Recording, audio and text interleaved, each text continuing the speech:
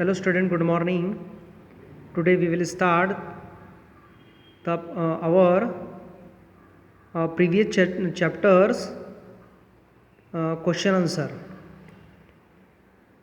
Answer of each of these question in 2 or 3 paragraphs. देखिए जो question के answer अब थोड़े बढ़ जाएंगे, 100 से 150 वर्ड्स में ही आएंगे. ठीक है, 3 से 4 पैराग्राफ में. What were the main feature of mechanical teacher and the school rooms that Margie and Tommy have in the story?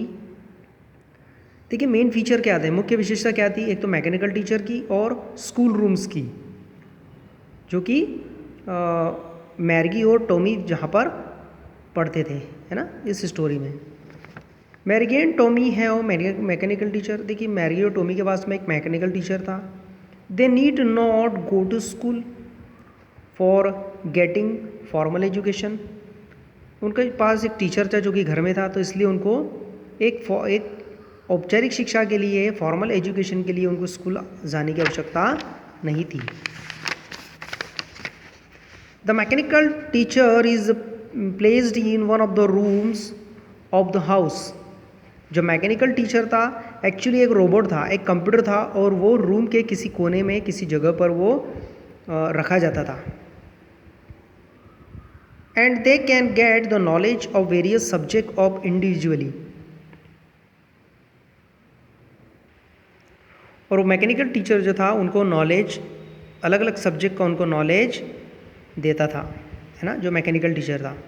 They don't have such classroom where student sit together. ठीक है, और उनके पास में इतना बड़ा रूम नहीं था जहाँ पर बहुत सारे बच्चे एक साथ बैठ सके, है ना. केवल वो एक पर्टिकुलर एक स्टूडेंट के लिए ही वो रूम था. They study from the tele book. वो कहाँ से पढ़ते थे? टेली बुक थी जो कि कंप्यूटर पे दिखाई देती थी, एक फोल्डर हुआ करता था. So they don't require books and exercise book. वो टेली बुक से पढ़ते थे, इसलिए उन्हें किसी तरह की कोई बुक्स या फिर एक्सरसाइज बुक्स की आवश्यकता नहीं थी, क्योंकि सारे प्रोग्राम जो थे वो कंप्यूटर पे ही उन्हें मिल जाते थे. एक डिजिटल कंप्यूटर था जो कि एक मैकेनिकल टीचर द्वारा चलाया जाता था. The examination system is very different. उनका एग्जामिनेशन जो सिस्टम था वो भी काफ़ी अलग था.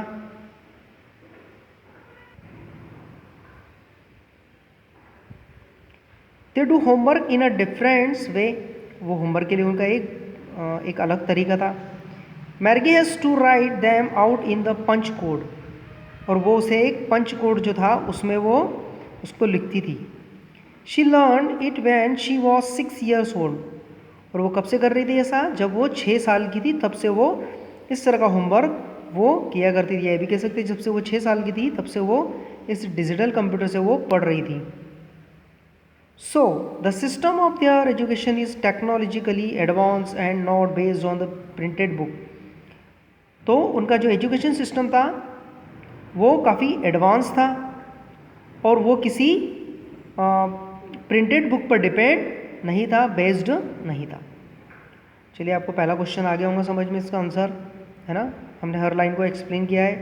अब हम चलते हैं हमारे क्वेश्चन नंबर 2 की ओर, जो भी काफ़ी इंटरेस्टिंग है. Why did Margie had school. Margie जो थी वो अपनी स्कूल से नफरत क्यों करती थी? Why did the thing the old kind of school must have been fun. क्यों उसको जो उसकी सोच क्यों थी ऐसी कि जो पुराना स्कूल था, जो पुराने समय का, वो काफ़ी मनोरंजन वाला था, वो काफ़ी फन वाला था. ठीक है, तो इसको देखते हैं हम कि पुराना स्कूल उसको क्यों अच्छा लग रहा था.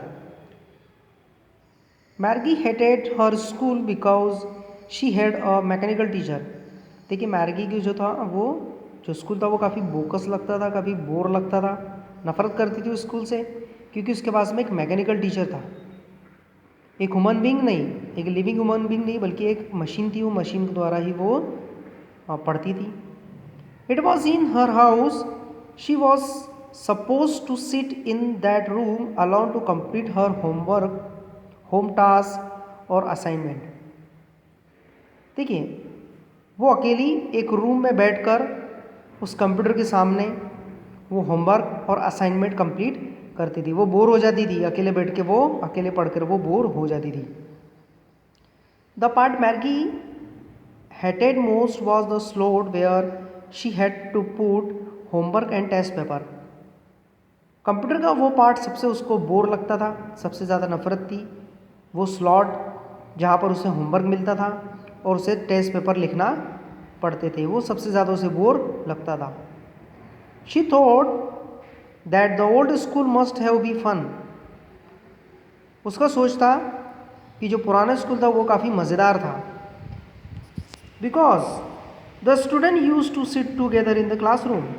क्योंकि उस समय के स्कूल में सारे स्टूडेंट जो पढ़ाई करने आते थे वो एक साथ एक रूम में, एक क्लासरूम में बैठा करते थे.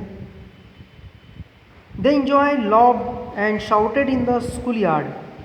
और वो सभी साथ में रहते थे, इंजॉय करते थे, एक साथ हंसते थे, चिल्लाते थे स्कूल यार्ड, स्कूल कैंपस में. Children needed company to enhance their skill. देखिए बच्चों को सबसे ज़्यादा जो ज़रूरत होती है वो कंपनी की होती है, एक साथी की होती है, क्लासमेट की होती है, जिससे उसकी स्किल जो होती है वो इन्हेंस हो सके, प्रगति कर सके, बढ़ सके. इन्हेंस का मतलब होता है आगे बढ़ना, उन्नति करना.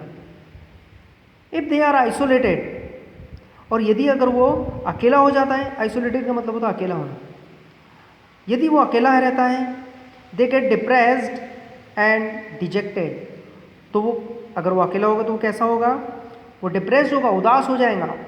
डिजेक्टेड यहाँ पर भी ये उदासी है या फिर नीरसता बोल सकते हैं अपन.